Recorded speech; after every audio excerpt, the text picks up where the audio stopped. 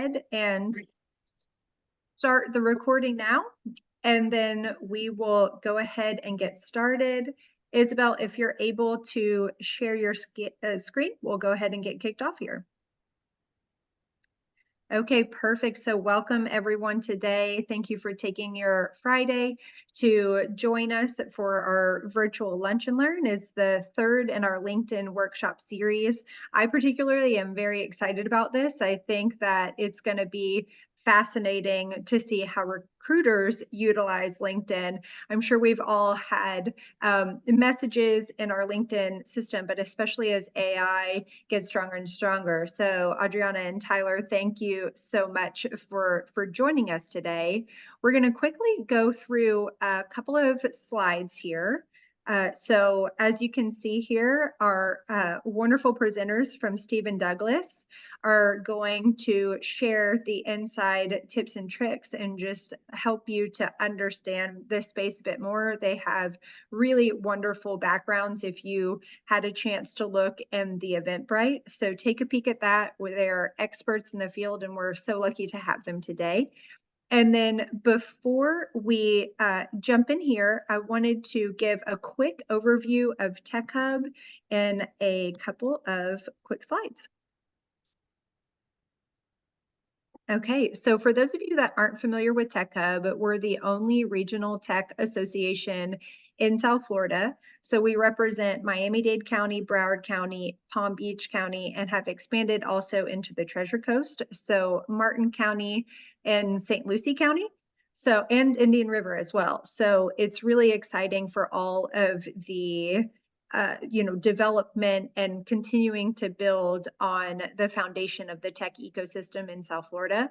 So we have over 160 members and additional strategic partners from there. So we range from, Fortune 500 companies, as you can see here, all the way down to mid-size level and startups as well. So we're really, really intentional about being able to support everyone in the community. Okay, so we have 4 pillars that we live by. So from a talent perspective, I'm Ashton Adler, as we mentioned a little bit earlier, but I'm the Director of Talent Engagement. So I have the privilege of working with K through 12 boot camps and higher education entities. And so our goal is to connect and support those educational institutions with the industry and vice versa.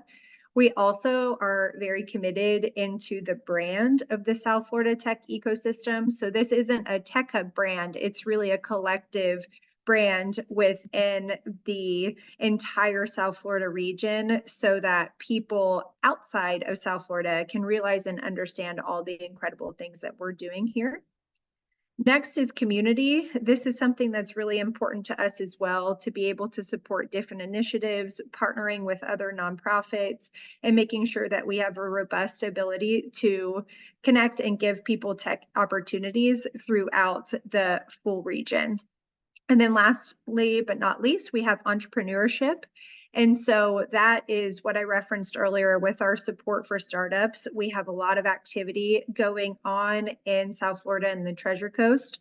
So the more that we can support our entrepreneurs, help them get the right connections, promote those things, it's only going to enhance the tech ecosystem and something that we're really proud of.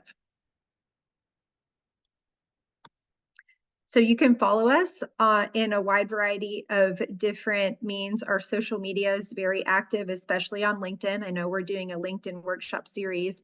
Our CEO, who is on the call, Nikki Caboose, is the queen of LinkedIn, as we like to say, and many throughout the community agree with that. So if you're looking for opportunities, ways to get involved, Tech Hub has the perfect capability to connect you to events, initiatives, and different people throughout the region. And then lastly, a big event that's coming up, one of our signature events throughout the year, is our SoFlo DevCon conference.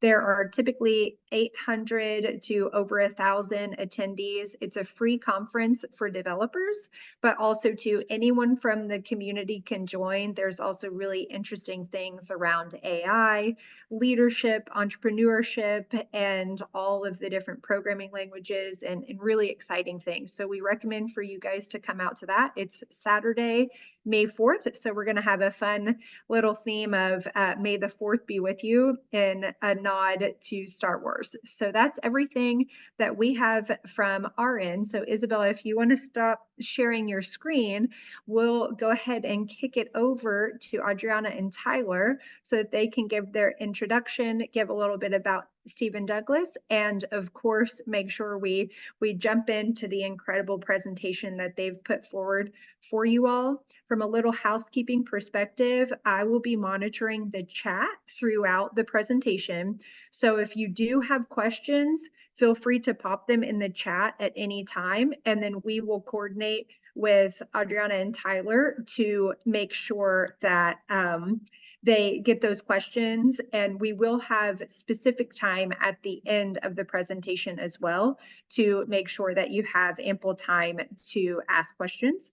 So I'm going to go ahead and add the spotlight to Adriana and Tyler, and then also change the view as well. So we will do the speaker. Okay, so can everyone let us know in the chat if you don't have the ability to see the screen, but we should be set and ready to go. So take it away, Tyler. Thank you so much, Ashton. And just want to make sure you guys can see the screen and everything and hear us.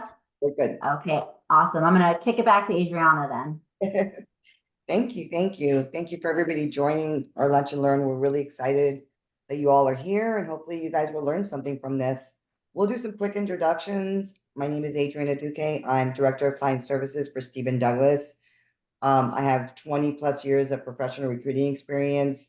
15 of those years are 15 plus of those years are in the information technology and staffing. I've held many roles in staffing because this has been my only job. I've been a recruiter. I've been on the operations side. Currently, right now, I'm Director of Client Services, and I'm the liaison between our clients and our recruiters. We both decided to put this corny little tag of ourselves. And I'm always saying I didn't write the word obnoxiously, but I'm obnoxiously obsessed with helping customers find the right talent. So, and I'll let Tyler introduce herself. My name is Tyler Tahita Klein. I've been in the industry for a little over 10 years, specifically specializing in information technology, staffing, and recruiting. I've also been helping to manage a team of recruiters at StevenDouglas. I've been at StevenDouglas for about 6 years and helping to manage the team for 3 years. But I am still in the recruiting trenches day to day. And like Adriana said, we wanted a little tagline for each of us. And I'm extremely passionate about helping candidates find their dream jobs at clients that we're proud to support, that we can trust, and we feel good about getting people into. So that's a little bit about me. I'll kick it back to Adriana to give you some background on StevenDouglas, the company that we work for. Yes, so this is a small little plug for StevenDouglas. We had to put it in there. We didn't, know if we were going to do it at the end, but I thought this was a really appropriate time for you guys to know who we are. But StevenDouglas has been around for about 41 years. We started in 1983. We started it as an accounting and finance recruiting company, and since then we've grown immensely. We have many different divisions. Obviously the technology division where Tyler and I work in. We have an HR and talent acquisition, an accounting and finance division. We also have legal, sales and operations, supply chain, a wealth management division that just focuses on wealth management. And we also are really well known for our executive CIO VP level leadership division, where we do, more higher level recruiting for. We're industry agnostic. And our base basically of clients that we support are from startup companies to middle market to Fortune 500 companies. and we were recognized as a top 25 executive search firm. And we have 26 offices. So that's a little bit about us. I'll kick it back to Tyler. Oh, no, sorry. I get this one again. Sorry. Anyway, we're really excited about what you're going to learn today, and just some of the things that we have in our slides is, how to stand out in LinkedIn. We're going to give you some pro tips on that. Also how to optimize keywords in your LinkedIn profile so recruiters can find you. Mind you, this is all about, I thought this was really interesting since we're really passionate about, how we search for people on LinkedIn. So this is a really great opportunity for you guys to learn. So how to stand out on LinkedIn, how to optimize keywords in your LinkedIn profile, how to tell if a recruiter is credible. That's a really important one. How to communicate with your recruiters, and how to proactively find recruiters when searching for a new job. So that's what we're going to learn today. Now I'll kick it off to Tyler. Yes, now I'll kick it off, on how to stand out on LinkedIn, right? That's where everything's going to start. First and foremost, you want to make sure you have a professional and engaging profile picture. If you have the means to get a professional headshot, go for it. If not, grab a friend, get somewhere with some nice natural lighting, put on a nice outfit and take a picture for your LinkedIn. It just kind of helps build your brand and help people get to know you a little bit better. Additionally, you want to craft a compelling headline that's going to showcase, your expertise and your value. How is this headline going to help you stand out from other people on LinkedIn, from other people in your industry? On that same note, you want to write a captivating summary that's going to highlight, your unique skills, experiences, achievements. If you've been in the industry a long time, you might have a lot to say. If you're just looking to get into the industry, maybe include something silly like Adriana and I did, right? Like, what are you passionate about? What makes you want to join the industry? Just something that's going to have you stand out, compared to everybody else on LinkedIn. And just a way to kind of continue to, showcase your profile, stay engaged. You want to, share relevant articles, share relevant content, something that, kind of shows more detail into your industry or your thoughts in the industry or your expertise that you can kind of provide. And then I'm sorry, Tyler. Yeah, go ahead. What we call the elevator pitch. This should be your elevator pitch, right? What's your value add for the customer, for the organization? Definitely. And then from a content standpoint, the more that you engage, not only sharing content on your own profile, but the more that you're engaging with other people in your industry or networking groups, the more somebody's going to come across your profile, right? The more traction that's going to bring. And then another thing that you want to do is look for recommendations or endorsements, either from colleagues, or if you're just getting out of school, maybe professors, peers, just somebody that can vouch for you, right? Another person on LinkedIn who's worked with you and can speak to your ability, in your industry. And then, the big thing I think we want to talk about here is don't wait until you're in the job market to be an active LinkedIn user. You want to be at the forefront of somebody's thoughts or the industry, because you never know when you're going to be looking for a job, right? And you want to already be in somebody's mind, so that they're thinking of you, so that they're excited when you say, hey, I am actually looking for a job. They've already been following you. They already know a little bit about you. And they're like, hey, I'm so excited now that Adriana gets to join this team because I've been watching her on LinkedIn and she seems like a great person to work with in this industry. So don't wait till you're active, jump in there now. You never know what can happen. So definitely you want to get ahead of it. Yeah. And then go ahead. Sorry, Adriana.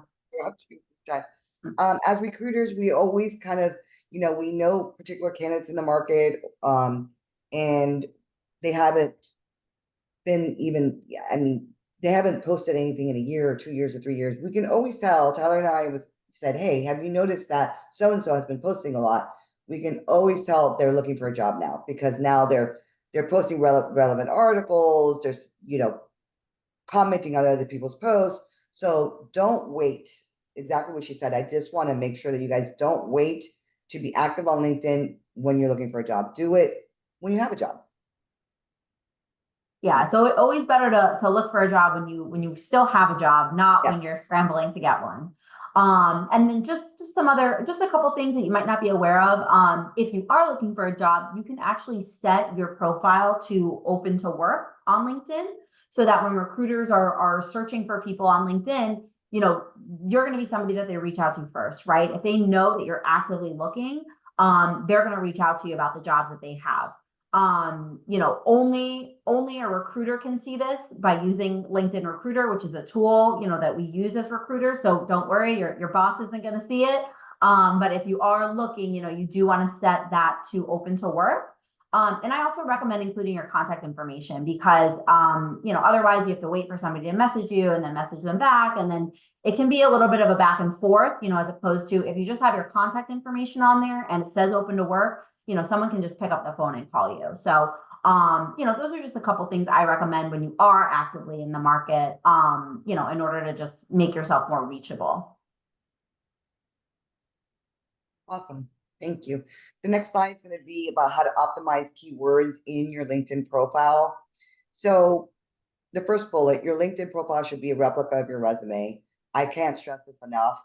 A lot of times when we do get a resume, we go onto LinkedIn and to make sure it matches, because when we submit as recruiters, when we submit your resume to a client, the client goes directly into your LinkedIn, kind of just review it, and sometimes it doesn't match. So we get a lot of questions on that.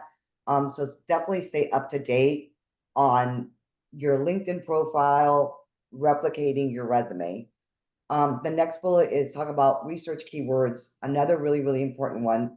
As a you know, I always get the requirements and job orders from my clients. I give them to Tyler, and there's particular keywords that Tyler starts looking for in LinkedIn to find you guys. And what one customer might be looking for a software engineer, you yourself might be calling yourself a developer.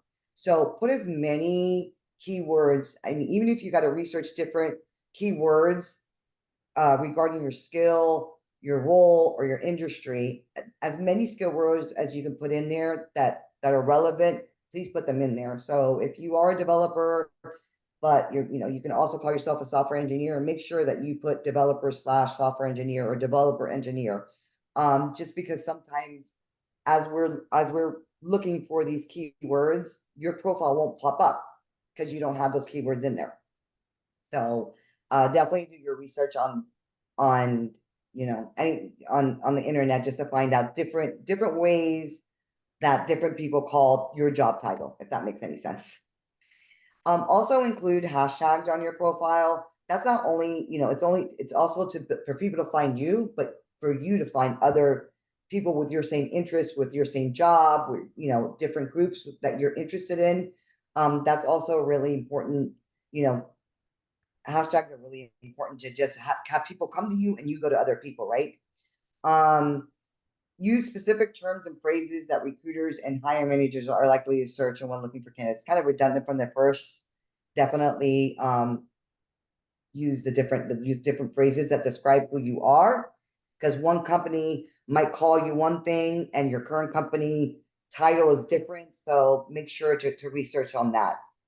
And then regularly update your LinkedIn profile. If you learned a new skill or you got a new certification, make sure you put that on there. For example, there are times, and I'm just gonna give you an example. We have a client that's looking for a data analyst and they need somebody with heavy experience in Tableau. You might have just learned Tableau. You need to make sure that you update your resume. If we're doing a search on data analyst with somebody with experience with Tableau, guess what? If you didn't update your LinkedIn profile, we're not going to find you. So it's really important that you constantly are updating your profile so us as recruiters can find you. And I think I'm good to go on that slide. So how can you guys tell, you know, if a recruiter is credible? Just like anything else, you know, do your research. You want to look for how long somebody's been in the industry, What kind of company do they work at? How long have they been doing this? How long has the company been around? Where is the company based? I'll plug StevenDouglas again. We've been around about 40 years.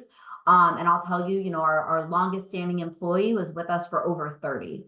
Almost everybody that you look at from the company, unless they're a new hire, they've been here over 20 years, over 10 years. You want to find a company that people have been at for a long time, because it's just going to show, the relationships that they have, right? The recruiting industry is completely built on relationships. Somebody that's been at the same company in the same industry for 20 years, they've built a lot of relationships over the years. So definitely want to do your research. You also, going back to kind of their LinkedIn profile, you want to look for any sort of recommendations, any sort of endorsements, see real people with real experiences, just like a Yelp review, right? Somebody who actually worked with this person and has something great to say. And you want to just trust your instincts like anything else. You want to, the biggest thing working with a recruiter is going to be that transparency between you and your recruiter. I always recommend, only really working with 1 to maybe max 3 recruiters at any given time. Because you don't want to spread across 10 companies, 10 recruiters, being pulled in 1,000 different directions. You want to work with 2 to 3 people that you really, really trust in your area of expertise, in your location, where you're looking for a job, that has those relationships within the industry that you're targeting. That transparency is key, because your recruiter, they're going to be talking to the client about you, right? They're going to be trying to get you, everything you want for your dream job, and they're going to shoot you straight. So it's super, super important that you find somebody that you can build that rapport and that trust with. And how you do that is really doing that research first, and then just kind of going off your gut, right? Going off that initial conversation. How did this person make you feel? Is this somebody I can see myself really working with and really building that trust with? I would also, make it a habit of confirming with them, are you reaching out to me about a job that you have now, or are you just reaching out with me to network? It could really go either way, right? As recruiters, we want to network with the best kinds of candidates. Even if we don't have a job for them in that moment, if we feel like it makes sense to talk to them because we know something's coming, in a month, or we know that their profile is somebody that a client would want, we might proactively reach out and want to talk to them, or we might have a live job for them. So just make sure you understand, where they're at in the process, so that, of course, your expectations are set accordingly as well. And then Adriana's gonna jump back in for how to communicate best with your recruiters. You're on mute, Adriana. Sorry about that. So one of the most important things here is respond promptly to the messages and requests from recruiters. This happens to us every day. We do represent you to a customer. The customer wants to interview you. We send you an email. We send you a phone. We call you. We send you a text, and we don't hear from you for 24 hours. By the time you get back to us, that slot has been taken. The time and date for that interview request has been taken by somebody else, and sometimes you've just lost the opportunity. So it's really, really important, if you are working with a recruiter, that especially if we're representing you to a certain account and they're requesting interviews, that you get right back to us. Because like I said, we've lost opportunities for somebody getting back to us within 24 to 48 hours. So being prompt with your recruiter and getting back to them right away is really important. The next bullet is be clear and concise in your communication, providing relevant information about your skills, your experiences, your job preferences. Sometimes in our initial conversations with candidates, they tell us that their job preferences, how far they want to commute. And then when we call them up about an opportunity, they're like, oh no, that's actually too far. So we have to go back to our initial conversation, and basically go through the whole thing again, right? So it's very important to be very clear with what you guys are, what the candidate's looking for in terms of what they're looking for in terms of job, the type of job they are, the location they want to go to, what their commute, how far they're going to commute. And then ask questions about the role, the company, the cultural. If a recruiter calls you regarding a particular role in an organization, don't just say, yeah, go ahead and submit me. I mean, the candidate should ask a lot of questions about the role, about the company culture, about the hiring process, and all the other questions you need to know about that particular job. We should be able to answer most of them. Sometimes we have to get back to you. We don't always have the answers. Sometimes we have to go back to the client and ask them about that. But it's just really important that you vet out the job as much as we're vetting you out, if that makes any sense. Another great thing is follow up on interviews. Definitely if you've had an interview, we hear a lot of stuff that recruiters ghost. We try, at least at StevenDouglas, not to ghost anybody. If we haven't gotten back to you, we probably haven't gotten feedback, but reach out to us. Sometimes we'll just shoot you back a really quick email or text saying, hey, I haven't gotten anything yet. I'm trying to follow up.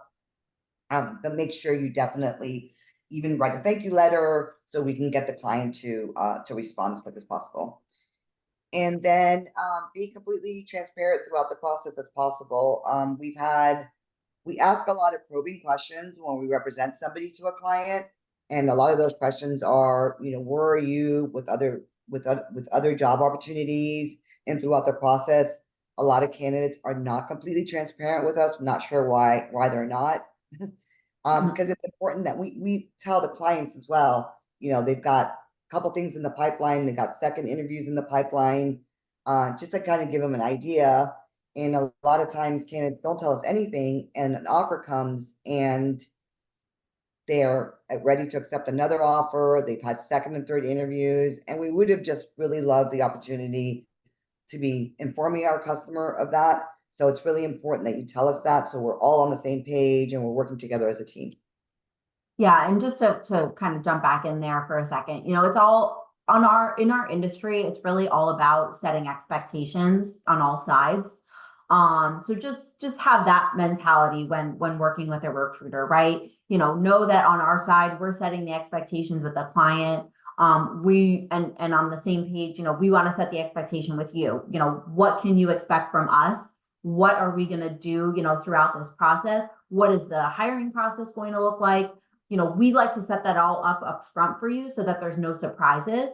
So we just really ask for the same thing in return, set your expectations with us so that we can clearly communicate throughout the process and we're on the same page the entire time, because that's the best way for this to work. To make you the happiest, to make our clients the happiest, to make us the happiest. We really have to have that clear line of communication, and we really try to set those expectations up front. Yeah. And just to add on that, I think just a lot of candidates are embarrassed to let us know what's going on with their other jobs. The more you tell us, the better. Again, going back to Tyler's, clear communication, clear expectations. We just want to be able to inform our client as well during this whole process.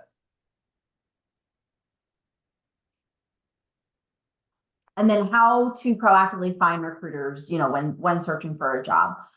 This kind of ties into obviously research, right? Research the companies that are in the area, the reputable companies that have maybe been around for a long time. But how do we, kind of tie this back to LinkedIn? You definitely want to join, industry specific groups on LinkedIn and try to participate in some discussions, try to see, who's out there in the market. There's a ton of groups on LinkedIn, industry specific, networking groups, a ton of events out there. Just kind of go through your community or your area and see, what makes the most sense for you and start kind of joining those groups. Not only do you join them, but obviously engage in them, post content, read what they're doing, and just try to kind of build from there. Another, I guess, kind of old school event at this point is networking events, in person. Go meet, as many people as you can. I think, obviously 2020 came and in-person events got few and far between, but I definitely think that they're back. And I think it's a really good way to meet people, not only recruiters, not only hiring managers, but your peers, right? It's really beneficial to have people at your same level in your same industry that you can just, kind of pick their brain and kind of talk with them about, what they're doing and what they're seeing. It's always nice to kind of talk to somebody that's in the same place as you and bounce ideas off each other or go to for advice. So, those networking events are a good way to meet people, not only that might be hiring you in the future, but might be your peers or colleagues in the future and have some insight to share. Um, And by the way, Yep, go ahead, Adri.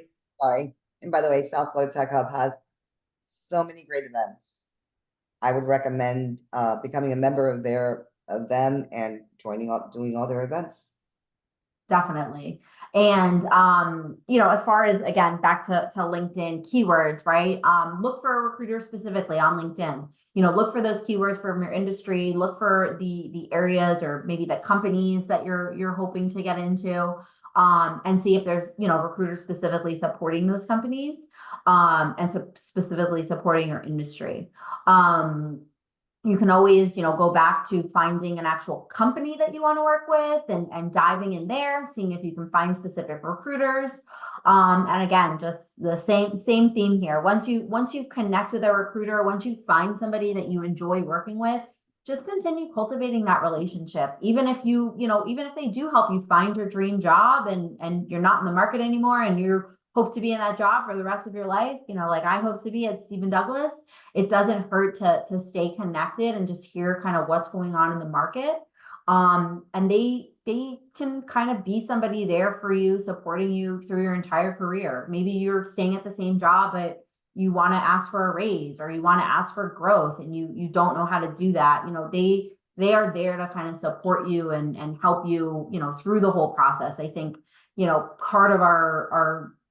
part of the pride in our job is building these relationships and kind of helping people, way past the finish line, way past them accepting the job, just making sure that they stay happy and they stay, on that career track that they hope for.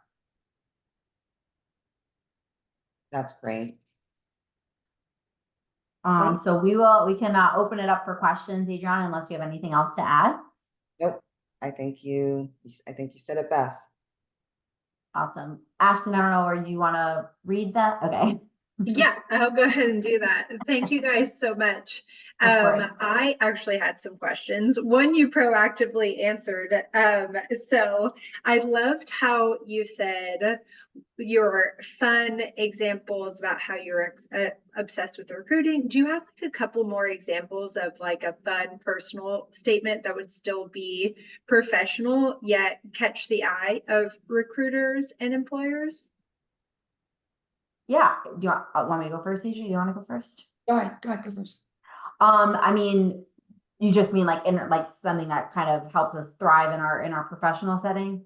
Yeah, like if you were looking at someone's profile and they had like a catchy little saying and you'd be like, oh, that was really cute. Or, like, oh, like that showcases that person's personality. Like what could you do? Like, a hobby or, you had mentioned being obsessed with recruiting, like your jobs. I think that was on Adriana's, like what could catch an eye and be like, okay, I want to talk to this person more. And but not be something that isn't relevant or like, oh, that was a little awkward. Got it. So I would say, I mean, kind of similar to what we did, right? You want to tie it into your professionalism or what you're kind of doing on a day-to-day basis. Like if I had to pick another one for myself, I would say I'm completely obsessed with being organized and creating processes. Maybe some people might look at that and be like, oh, that's the death of me. I don't want to look at a process. I don't want to organize anything, but for me, I think part of the reason, I was able to kind of step into a leadership role was because I'm super, super organized and I actually truly love putting processes together. So I would say, maybe put a fun spin on something that's specific to, what you're looking for. I'll just use an accountant, for example, right? If somebody's like, I'm super passionate about numbers, I can stare at them all day long and never get bored. That might be something that is going to help them stand out, as opposed to somebody that's just like, oh, I have an accounting degree. I'm looking for an accounting job.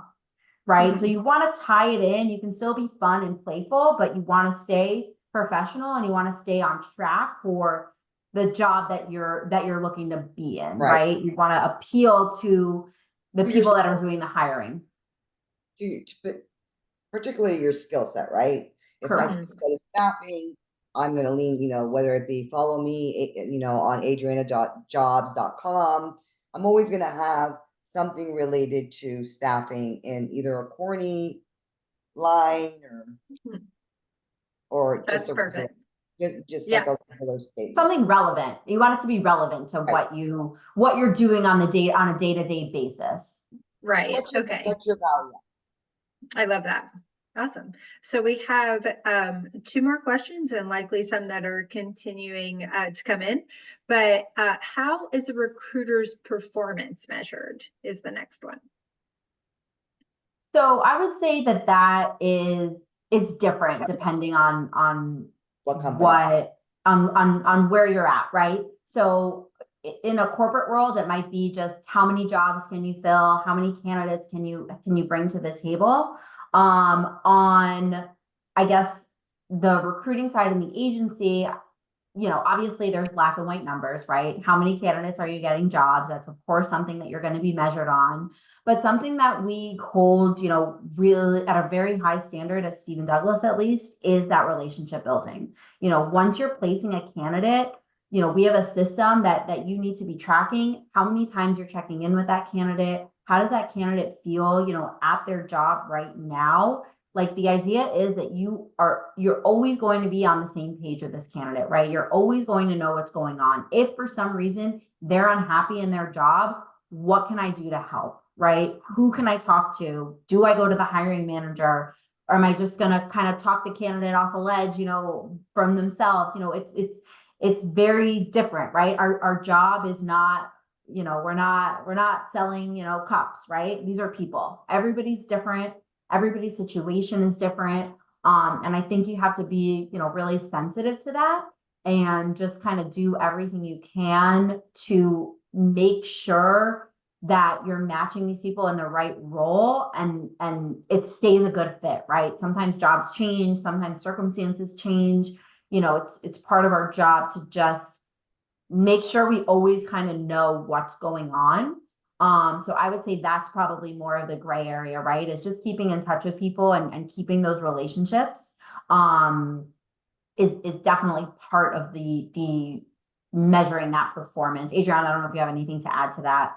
I mean, to explain to that, a lot of times they're very simple numbers, but I think StevenDouglas really looks at submittal to interview ratio, right? So if we submit candidates out of those candidates, how many interview requests did we get? Because that's kind of, somewhat a great indication of, oh, we did a great job, if that makes sense. And then from there, we do an interview to placement ratio, another indication, oh, we did a great job. So we do get measured on, on those numbers. And then of course, placements, right? Great. And that I would say that's more on the client, the clients probably how they're measuring us. Whereas, I was more focused on the internal. But there's definitely, like Adriana said, like there are numbers, there are black and white, and of course those are measurements as well. Great. The next question is, given 80% of accepted job offers happen through referrals, how might job seekers connect with others in their field with cold LinkedIn messages? Can you say that one more time? Sure. So the main question is, how might job seekers connect with others in their field with cold LinkedIn messages, since many happen through referrals? I mean, for me, I would definitely do a lot of requesting to connect with them, writing maybe a little, a little Personalized, like personalized message. A personalized message saying, hey, I was reviewing your profile. It looks like we have similar interests, kind of the same job. Would love just connect with you and network with you in the future. That works a lot. I get a lot of that. Yeah, I would say, just kind of picking something from their profile to make it personalized, right? Hey, I see you work at XYZ company. I'm really interested in, hearing more about what you do. Or, like Adriana said, hey, I see you do XYZ. I, just graduated and I'm looking to get into XYZ. Would you have some time just to connect? I think the way not to do it is just outright ask for something to a stranger that doesn't know who you are. Absolutely. But Yeah. if you're coming from a place of, hey, I just want to connect and hear about your background, again, that could kind of organically grow into anything. And just yesterday, I was reading an article again in my industry in staffing, and I connected with this individual, and I just wrote, hey, I would love to connect with you. I really, really resonated with the article that you wrote, and would love to chat with you one day. Fantastic example. No, I think both of those are really great. So thank you. The next question is, how do you utilize AI, and how do you think that AI will continue to be used in the recruitment process? It's kind of the wild, wild west in terms of what people understand. So can you touch on that a little bit? And is it something that you think will be used in the future? I'm going to say one thing and then I'm going to hand it to Adriana, because she also should have included in her passions that technology and changing technology. She's obsessed. She wants to use every new tool. Our boss always has to yell at her, Adriana, I'm not made of money. I can't buy every tool. So I'm going to hand it over to her. But I just want to say one thing, because it is actually a theme that I tried to kind of instill in our recruitment team this year, is using AI to enhance our process, not replace it. I don't believe that human factor can ever truly be replaced. But I do believe that there are things that we can do that help to enhance our process, help to save us time, help us work more efficiently. And I think on the recruitment side, at least, it comes down to more of the administrative tasks, right? More of, when, for example, when we're presenting a candidate to a client, we put together a whole email kind of sharing all the details of this candidate, so AI can kind of help with that, where maybe it can give us a baseline once we kind of put all the information in, but we're always going to tweak it and put our own personal touch on it, because, I truly don't believe that AI will be able to replace us as recruiters. Because that human factor, it's the things that are not in the job description that you just know about a client, right? You just know from a cultural standpoint, from a personality standpoint, the kind of people that are going to get along, or the kind of people that are going to be happy in certain situations. So I don't believe that it can fully replace, but I definitely believe that it can enhance our process on the recruitment side. Mm-hmm. Agreed. Adriana? I mean, 100% agreed. Yes, I am obsessed with this, and I do want to use every tool. Listen, I mean, I think at the end of the day, AI has made everybody's life easier in every single job. I mean, when it comes to recruiting, it saves time, effort, it improves the quality of candidate matching. It reduces bias. Actually, we make a lot of data-driven decisions with this. It works while we're sleeping. Mm-hmm. And it really does. We do have an AI platform that sits on top of our candidate database, and it's amazing, right? We put in some keywords, and even when we're sleeping, it's looking for candidates on the web. So you want us to be using AI to help us with our job. I definitely don't think it's going to replace us. It's not always perfect, but it really helps us. Yeah. I think tying back to, how can AI help you as a candidate searching for a job? It's a really good way to put in, for example, if you're a software engineer, what's another job title for a software engineer? It's going to spit out 10 things that you can incorporate into your profile to help recruiters find you. So again, I think if you look at it more of a tool that's going to help enhance your job search, it can only really help you.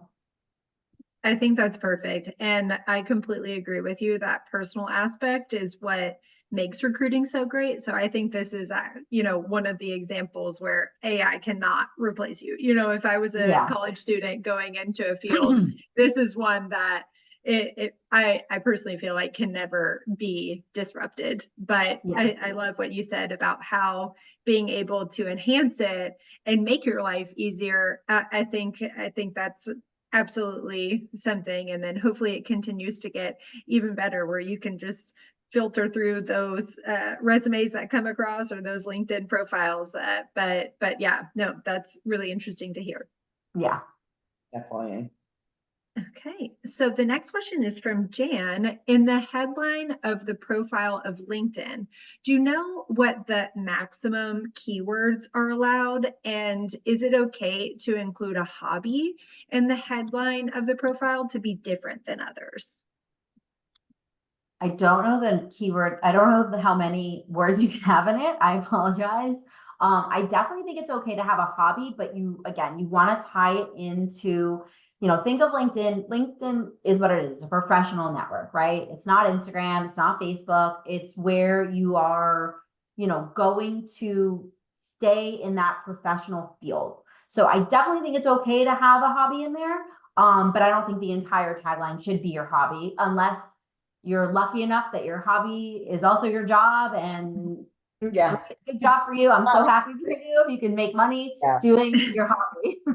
I mean, I don't see it, just in my perspective, I would, if you wanted to include a hobby, like, I don't know, let's just say you're a project manager, right? And you have, your headline project manager and whatever that value add is, right, for project managers. And then that says that loves pickleball. I mean, you put in that tagline, what you do, what your elevator pitch is. It is on that top, as it refers to project manager, or business analyst, or developer. And then that you can say, that also loves to play pickleball, or that also loves to watch movies. I don't know. Yeah. I You think, can definitely add it in. Just don't make your whole headline only your hobbies. right. I And would I say. think somebody you might connect with other pickleball lovers, or swimmers, or whatever your hobby is. Okay, great. Love that. The last time you successfully recruited someone for a role, what happened? I think this is kind of like anecdotal a little bit to see how that's connected. Do you want a bad story or a good story? Yeah. Maybe both. I can give you a good story. The last time I recruited for a job, I placed her this morning. So that's a great story. I'll give you a good story that involves both Adriana and I. We had a candidate, or I had a candidate, that I felt like was a really, really good fit for one of Adriana's clients that I've pretty much been working with since the first week of January. Um, I, felt really strongly about this candidate. I felt like he'd be a really good fit at one of her, biggest clients. I was constantly talking to her about him. She got on a call with him on a video call. She spoke with him as well. She loved him also. So then every time she went to the client, she was looking for a job for him every single time. We finally got him a job 3 months later. He started on April 1st. He couldn't have been happier. We spent all this time working with him because number one, we truly believed in him as a candidate. Number two, we truly believed that he would benefit our client and that he would be a good fit there. We didn't let up. I think Adriana probably sent him to maybe 15 hiring managers, and we finally got him a job there. He couldn't be happier. He couldn't be more grateful. And it just made it that much more special when we were able to place him there because, he was just so excited to be there. And that happens a lot. And it's just knowing our clients, knowing our candidates, and just knowing when two people are gonna be the right fit for each other, just a matter of finding that right place for them. Wonderful. And talk about a bad one. No, I don't know if we should bring up the bad. Since you guys were interested in, this is also with Tyler. We did have a recent bad. This is why it's so important to be completely transparent with recruiters. This is a great example. We also had a candidate that we felt very great about. We represented him to a hiring manager. He had like 3 interviews. They made him an offer. We were very, very excited. He was very appreciative of us. And the Friday before he started, he called Tyler and said, "I'm really sorry, but I've taken another role." Oh, yeah, that's tough. Well, that happens to us a lot.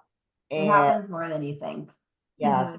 And even though he said once we got him the offer, he was super, super excited and said he's, you know, shutting down anything else that comes around, and he was going to take himself off the market. So he continued to interview, and it was me and Tyler were heartbroken for about a week because it waited like 3 weeks. He extended the start date, right? Like he didn't want to Yeah. start the start date and made it a week out. So our client waited 3 weeks. maybe 4 weeks, and now they have to start the whole process all over again. So they're Yeah. behind on their projects. So Yeah, no, that's tough. Jeffrey, I saw that your hand was raised. I do. I can actually answer one of the other questions about the characters in the headline, and then I have a question. Oh. But first, let me thank you, Tyler and Adriana. Great presentation, as I expected. I appreciate you doing that. So Thank you. somebody asked the number of characters in your headline. It's unless it changed, it's currently 240 characters. Ooh. And Yeah. well, let me back up. That's assuming you have a premium profile. I don't know if there's a limitation on free. In the premium profile, it's 240 characters. I actually talk a little about that in my previous presentation, why it's important, the search order. So if anybody's really interested in that, find the replay of the second session, because I talk about search order in the headline and your about section. But I had a Perfect. question for Tyler and Adriana. Yes. There's so there are free profiles on LinkedIn. There are various premium individual profiles, and then there are corporate profiles. For the individual premium, there's a thing called Recruiter Lite. And then on the corporate side, there's called the LinkedIn Recruiter, intended for companies, not individuals. I'm just curious, and I don't know if you can say this, I don't know why not, but what does StevenDouglas officially use in terms of, do you use regular premium profiles? Do you have Recruiter Lite, or you use the full-blown enterprise LinkedIn Recruiter? We The use enterprise. the full enterprise LinkedIn Recruiter. Okay. Not cheap. Yeah, that's the You best pay for way. Yeah, definitely. And that's what I was saying, you know, that you can set your profile to open to work. Only somebody with LinkedIn Recruiter will be able to see that. So, Right. you know, it's not going to show up on your public profile. It's not going to show up on your That's corporate nice. profile, but it's going to show up to somebody like me who might be, you know, looking to fill a job. I can see that you're open to work and you're open to networking, you know, and give you a ring about that job. But I'll tell you, most recruiting firms are probably using LinkedIn Recruiter, because it gives you, you know, the access to the most candidates, I would say. And it's Right. got the That's best interesting. ability too. No, that's interesting. I'm sorry, I'll plug Oh, my replay again. I talk a lot about open to work in my presentation as well. So Nice. thank you. Great job. And we'll be sure to send out all 3 recordings to everyone on this call. Awesome. And I just want to go back, and I'm not 100% sure. You could hide your current employer from the open to work status, but they don't 100% guarantee it. Like, in other words, I might have to do some research, and I'll maybe send out an email, but from my understanding, it's not 100% guarantee that your employer will not see that you're open to work. Is Mhm. what I got. If they have LinkedIn Recruiter. Right. No, that's great. I can partially answer that too. Yeah, please. When you go to set that setting, Adriana, there is an official 2 or 3 sentences that they kind of put in as a disclaimer for Right. legal reasons. But Tyler is right. They do have to have, even if they're a recruiter, if they don't have a recruiter profile, either Recruiter Lite or LinkedIn Recruiter, they won't see open to work. So Right. just Okay. because they're a recruiter, if they don't pay, LinkedIn is smart. If they don't pay for the Recruiter Lite or the LinkedIn Recruiter, they won't see open to work. Right. Okay. But if an HR department has, especially in their talent acquisition team, has Recruiter Lite or the Recruiter Enterprise, they could see it. And then like Correct. me, like myself, I can never look for a job. Correct. I can never Correct. do open to work because everybody would see it at my job. Right. So we have a couple of more questions and only a few minutes left, but there's some direct messages. So one question is, I recently left a job after 6 months. The job was presented to me during the interview was nothing like it. I couldn't wait to leave.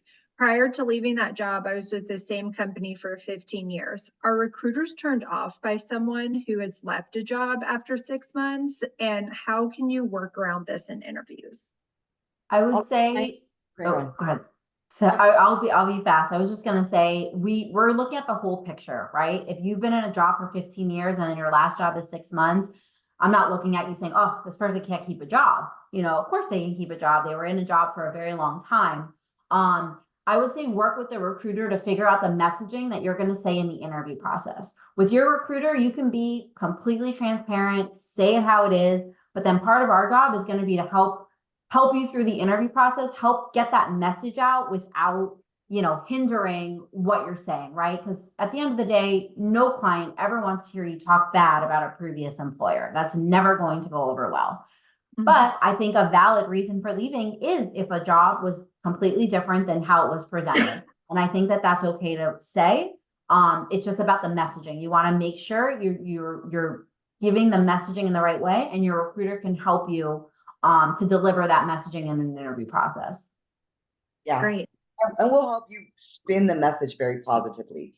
Yes. Great. So for the last question, and what I can do for those that are still existing, if Adriana and Tyler, if you're okay, I can message them to you if we want to put like a couple of little things, and I can include that in the follow-up. But the last question that we would have time for today are, what are things that people can do to enhance their skills and profile that will help them stand out to recruiters? So like, is that certification, LinkedIn skills? Like, what are you guys looking for that's like, oh, awesome, I can use that? I think it's job dependent, right? Like there's not really a blanket statement because every employer and every job is going to be looking for something different. I think it kind of goes back to optimizing your keywords, right? Make sure you're using the keywords that the things that you've done, make sure are in your LinkedIn profile and it looks like your resume. Adriana, it looks like you want to say something, so I'll kick it back to you. You said it. Oh. So yeah, I think it's just about, making sure that you're representing yourself, and all the experience that you have. I don't think it really matters, so much where these keywords are. I think include what you've done in which job so that a recruiter can see kind of where you've done things. But that every industry, every job, every client's different. So it's tough to give like a blanket statement because it's Right. It's not so Right. black and white, I guess. And guys, ChatGPT is really, really helpful. Like I'm creating job descriptions for clients. I've actually even created resumes for candidates, right? Let's say they haven't updated their resume. We talked about their skills and what they did, their job duties in that job. And I've been able to populate a pretty good job description. I mean, a pretty good resume for them. So we definitely help sometimes our candidates out if they haven't updated their resume and they want to look for a new job and they don't know where to start. We've been able to help them. So if you're struggling with that part, I would definitely recommend just going into ChatGPT. I'm not sure if you haven't had a chance to play with that, but that's going to really help you. Fantastic. Well, we are perfectly at time. So I want to just say a huge thank you to Adriana and Tyler. You can see by the activity in the chat that this was super well received and people understand how phenomenal you are in skill tier. So really positive feedback from the chat, and we're just so grateful for you. It was fascinating to kind of get that perspective from a recruiter side of things that you really don't get to see. So thank you guys so much. And thank you to all of the attendees for joining as well. as I mentioned again, as soon as we have the recording posted to our YouTube, we will send out a follow-up to this meeting so that you have access to all the content.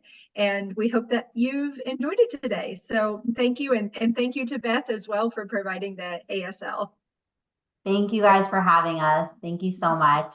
Thanks. Have a wonderful weekend. Have a great weekend. Bye-bye. Bye.